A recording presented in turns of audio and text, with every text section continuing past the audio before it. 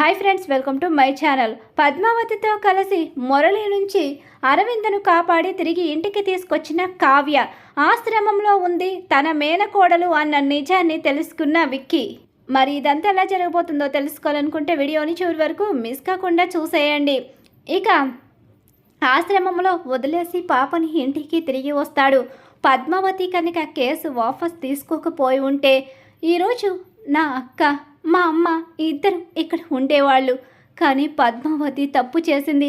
వీటన్నిటికీ కారణం పద్మావతి అంటూ పద్మావతి మీద విరుచుకుపడతాడు ఇక విక్కీ. అయితే ఆ తర్వాత విక్కీ దగ్గరికి వెళ్ళి నన్ను బెదిరించాడు. నాకు వీడియో కాల్ చేసి నువ్వు కనుక కేసు వాపస్ తీసుకోకపోతే అరవిందను చంపేస్తానని బెదిరించాడు. అందుకే ఆ పని చేశాను. ఆ పని చేసే ముందు ఒక్క క్షణం ఆలోచించి నాకు నువ్వు చెప్పి ఉంటే ఈరోజు ఈ పరిస్థితి వచ్చి ఉండేది కాదు. మనిద్దరం భిన్న ధృవాలం, ఎప్పటికీ కలవం. మనిద్దరి మధ్య ఎప్పటికీ కూడా బంధం ఉండదు. నువ్వు నా అక్కని, మా అమ్మని నాకు దూరం చేసిన శత్రువి మాత్రమే అని చెప్పేసి కోపంతో విక్కీ పద్మావతి మీద విరుచుకుపడిపోతాడు. పద్మావతి కుప్పకూలిపోతుంది. ఆ కుటుంబం కోసం పద్మావతి ఎంతో చేస్తుంది. తన భర్త కోసం, వదని కోసం ఇక తన జీవితాన్ని త్యాగం చేస్తుంది. అయినా విక్కీ కోపంతో ఇక తన తల్లి అలాగే తన అక్క తనకి దూరం అయిందన్న బాధతో ఇక పద్మావతిని ఏదేదో అంటాడు. లేదు, ఇలా ఊరుకోను. వదని ఎక్కడున్నా తీసుకొస్తాను. ఆ దుర్మార్గుడు వదన్ని ఎక్కడ దాచిపెట్టినా నేను వదన్ని తీసుకొస్తాను. వదన్ని, పాపని మీ దగ్గరికి చేరుస్తాను అని చెప్పేసి పద్మావతి బయలుదేరి వెళ్ళిపోతుంది. పద్మావతి ఇంట్లో లేకపోవడంతో అందరూ పద్మావతి కోసం వెతుక్కుంటూ ఉంటారు. పద్మావతి ఎక్కడుంది, పద్మావతి ఎక్కడుందని చెప్పనేసరికి ఏమో కనిపించడం లేదు. రాత్రంతా కూడా పద్మావతి కనిపించలేదు. ఎక్కడికి వెళ్ళింది, పద్మావతి ఎక్కడికి వెళ్ళిందంటూ విక్కీ కూడా కంగారు పడుతూ ఉంటాడు. ఎక్కడికి వెళ్ళింది, రాత్ర తిట్టానని బాధపడి ఎటైనా వెళ్ళిపోయిందా? లేదు, పద్మావతి పెరిగిది కాదు. పద్మావతి ఎక్కడికి వెళ్ళుంటుంది? ఒకవేళ అక్కని వెతుక్కుంటూ వెళ్ళిందా? ఏం జరుగుతుంది? పద్మావతి ఎక్కడికి వెళ్ళిందంటూ పద్మావతిని వెతుక్కుంటూ ఉంటాడు. ఇటు అక్కని, తన కూతుర్ని వెతుక్కుంటూ ఉంటాడు.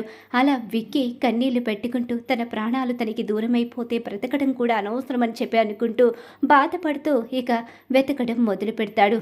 ఇక ఇక్కడ చూస్తే పద్మావతి ఎక్కడ మురళి అరవింద్ని దాచిపెట్టాడో, అసలు ఎక్కడ ఉంటున్నారో ఇదంతా కూడా తెలుసుకోవడానికి రాత్రంతా తిరుగుతూనే ఉంటుంది. పద్మావతికి కావ్య ఎదురుపడుతుంది. అలా ఎదురుపడేసరికి ఏంటి పద్మావతి, ఇలా రాత్రి సమయంలో ఇక్కడికి వచ్చావేంటి అని అడిగేసరికి మా వదిన్ని ఆ దుర్మార్గుడు ఎక్కడో దాచిపెట్టాడు. పాపం ఇక పచ్చి బాలింత్రాలు పాపని చంపేస్తానని బెదిరిస్తున్నాడు. వదిన ఏ పరిస్థితిలో ఉందో తెలియదు, పాప ఎలా ఉందో తెలియదు. అక్కడ చూస్తే ఆయన పాప కోసం, వదిన కోసం తల్లడిల్లిపోతున్నారు. ఎలా అయినా ఆ దుర్మార్గుడి చెర నుంచి పాపని, వదిన్ని కాపాడి ఆయనకు అప్పచెప్పాలి. అందుకే వెళుతున్నాను. ఎక్కడని వెతుకుతావు, ఎక్కడున్నాడని వెతుకుతావు? వాడు ఉండే చోట్లు చాలా వరకు నాకు తెలుసు. వాడు ఎలాంటి ప్లేసుల్లో వదిన్ని ఉంచుతాడో కూడా నాకు తెలుసు. అందుకే అంత వెతుకుతాను. సరే పద, నీతో పాటు నేను కూడా వస్తానని చెప్పేసి తెల్లవార్లు ఇద్దరు వెతుకుతూనే ఉంటారు. ఎంతో తిరుగుతారు. కానీ తిరిగి అలసిపోయి ఒక ఇంటి ముందు కూర్చుంటారు. ఆ ఇంటి ముందు ఇద్దరు రౌడీలు కనిపిస్తారు. ఇక ఆ ఇంట్లో అరవింద కిటికీలోంచి కనిపిస్తుంది. ఒక్కసారే ఇక వీళ్ళిద్దరూ షాక్ అవుతారు. ముసుగు వేసుకుని ఇద్దరు కూడా ఆ రౌడీలను ఒక ఆట పట్టించి లోపలికి వెళ్ళిపోతారు. అలా లోపలికి వెళ్ళేసరికి ఈలోగా మురళి అక్కడే ఉంటాడు. మురళి నుంచి తప్పించుకునే ప్రయత్నం చేస్తూ ఉంటారు. మురళికి ఎదురు పడకుండా మురళి ఇక ఏదో ఫోన్ రావడంతో బయటికి వెళ్ళిపోతాడు. ఇక ఈలోగా ఆ రౌడీలకైతే అప్పచెప్తాడు, జాగ్రత్తగా చూసుకో, ఎట్టి పరిస్థితిలోని తేడా రావడానికి లేదు, రానమ్మ ఎట్టి పరిస్థితిలో ఇల్లు దాటి వెళ్ళడానికి లేదని చెప్పేసి వాళ్ళకు చెప్పేసి వెళ్ళిపోతాడు. అలా వెళ్ళిపోయిన తర్వాత ఇక ముసుగులో ఉన్న వాళ్ళిద్దరూ కూడా ఇక అరవింద్ దగ్గరికి వెళ్ళేసరికి పద్మావతి నువ్వు ఇక్కడికి ఎందుకు వచ్చావు? ఆ దుర్మార్గుడు చంపేస్తాడు. లేదు వదిన, పద వెళదాం అని చెప్పేసి ఇక తన వదిన్ని తీసుకుని ముందు వదిన్ని అలాగే కావ్యని దాటించేస్తుంది. ఆ తర్వాత వెనుక వైపు నుంచి పద్మావతి దాటుతుంది. అలా ముసుగు వేసుకుని లోనికి వెళ్ళిన ఇద్దరు ఆడవాళ్ళు వచ్చారని చెప్పేసి అనుకుంటారే తప్ప అరవింద మిస్ అయిందన్న విషయం వాళ్ళకు తెలియదు. అరవింద లోపలే ఉందని చెప్పి అనుకుంటూ ఉంటారు. అలా అరవిందను తప్పించి తీసుకొస్తారు. ఇక అలా తీసుకొచ్చి విక్కీ ఇంటికి చేరుస్తారు. ఈలోగా మురళి అక్కడికి వస్తాడు. వచ్చేసరికి లోపల అరవింద కనిపించదు. ఈలోగా బయటికి వచ్చి అరవింద ఏమైంది, ఎక్కడికి వెళ్ళింది? రాణమ్మ కనిపించడం లేదు. ఎక్కడికి వెళ్ళిందిరా? లేదు, ఇంట్లోనే ఉన్నారు కదా మేడం, మేము ఇక్కడే ఉన్నాం, ఎక్కడికి వెళ్ళలేదు. ఏం మాట్లాడుతున్నారు? అసలు ఎక్కడికి వెళ్ళింది? మీకు తెలియకుండా ఎలా వెళుతుంది?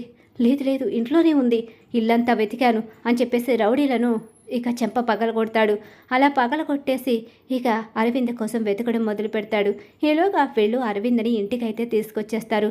తీసుకొచ్చే దారిలో పాప ఎక్కడుంది వదిన అని చెప్పేసి అడుగుతుండగానే ఇంటికి పద చెప్తానని చెప్పి అంటూ ఉంటుంది. అలా ఇంటికి తిరిగి వచ్చేస్తుంది. విక్కీకి ఫోన్ చేసి ఇంటికి రమ్మనేసరికి పాప పాప పాప ఎక్కడుంది విక్కీ పాప ఏది అక్క, ఏం మాట్లాడుతున్నావు? అసలు నిన్నెవరు తీసుకొచ్చారు? నన్ను పద్మావతి కావ్య తీసుకొచ్చారు. పాప ఎదురా? పాప నా దగ్గర ఉండడం ఏంటక్క నువ్వు మాట్లాడేది? నీ కారులో ఉన్న పాప ఎక్కడుందిరా?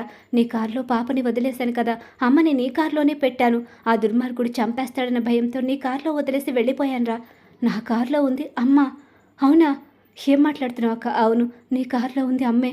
అక్క క్షమించక్క, నా కారులో ఉంది అమ్మ అని తెలియక ఈ పరిస్థితిలో తనని చూసుకోలేనని చెప్పేసి ఆశ్రమంలో అప్పచెప్పి వచ్చేశారు. ఏంటండి మీరు చేసిన పని? అవును, ఈ పరిస్థితిలో ఇక నువ్వు నేను కూడా మాట్లాడుకోవడం లేదని, ఇప్పుడు పాపని మనం చూడలేమని చెప్పి ఆశ్రమంలో వదిలేశాను. లేదు, పాప కోసం వెళ్తాను, పదండి వెళ్దాం అనేసి పాప కోసం మళ్ళీ కావ్య అలాగే పద్మావతి ఇక విక్కీ ముగ్గురు కూడా పాప కోసం గబగబా ఆశ్రమానికి చేరుకుంటారు. ఈలోగానే పాపని ఎవరో దత్తత తీసుకోవడానికి వస్తారు. అలా దత్తత తీసుకోబోతూ ఉన్న సమయంలో ఇక పాప దగ్గరికి వచ్చి పాపని లాగేసుకుంటాడు విక్కీ. క్షమించండి, ఈ పాప మా పాపే. ఏంటయ్యా, ఆ రోజు వచ్చి ఈ పాప ఎవరో నాకు తెలియకుండా కారులోకి వచ్చింది అన్నావు. లేదు, నన్ను క్షమించండి. మా అక్క ఆ పాపని కారులో పెట్టిందంట. నాకు తెలియదు, తను మా అక్క కూతురు. మా అమ్మ మళ్ళీ పుట్టింది మా కోసం. ఇక అనుకోని పరిస్థితిలో మమ్మల్ని దూరం చేసి అక్క కూతురెవరో తెలుసుకోలేని గుడ్డివాడిని అయిపోయి పాపని అనాథాశ్రమంలో జాయిన్ చేశాను అంటూ ఇక క్షమించమని చెప్పేసి పాపను తీసుకుని ఇంటికి తిరిగి వస్తాడు. అలా అరవింద పాప ఇద్దరు కూడా విక్కీ దగ్గరికి చేరుకుంటారు. ఇక మురళికి పెద్ద షాక్ అయితే ఎదురవుతుంది. మురళి షాక్ అయిపోయి ఉండిపోతాడు. విక్కీ, నిన్ను పాపని ఈ పరిస్థితికి తీసుకొచ్చిన వాడిని వదిలిపెట్టను, ఎట్టి పరిస్థితిలోని వాడిని వదిలేను. నీకోసం ఆస్తి మొత్తం వాడికి ఇచ్చేసి ఇక మేము ఇలా బ్రతుకుతున్నాం. ఆస్తి గురించి నాకు బాధ లేదు, కానీ వాడు నీ పట్ల చేసిన అన్యాయానికి వాడిని మాత్రం శిక్ష వేయించి వాడిని జీవితమంతా జైల్లోనే గడిపేలా చేస్తాను. నేనే చంపేసేవాడిని. కాకపోతే నిన్ను పాపని కాపాడుకోవడానికి నేనుండాలి, అందుకని వాడికి జైలు శిక్ష వేయిస్తాను అని చెప్పేసి పోలీసులకు ఫోన్ చేసి ఇక మురళిని అరెస్టు చేయమని తన అక్క చేత ఇక స్టేట్మెంట్ ఇప్పించి ఇక పేపర్ రెడీ చేస్తాడు. అలా మురళికి దిమ్మదిరిగే షాక్ అయితే ఎదురవుతుంది. ఇక పాప అరవింద క్షేమంగా ఇంటికి చేరడంతో పద్మావతిని క్షమించి పద్మావతిని మళ్ళీ తిరిగి భార్యగా అంగీకరించడానికి విక్కీ సిద్ధపడతాడు. పద్మావతియే కనుక లేకపోతే ఈరోజు నేను నీకు దక్కేదాన్ని కాదేమో, నన్ను వాడు చంపేసేవాడేమో, పాప జీవితం అంతా అనాథలా బ్రతికేదిరా అని చెప్పేసి అరవింద్ అంటూ ఉంటుంది. అలా పద్మావతిని అర్థం చేసుకుంటాడు.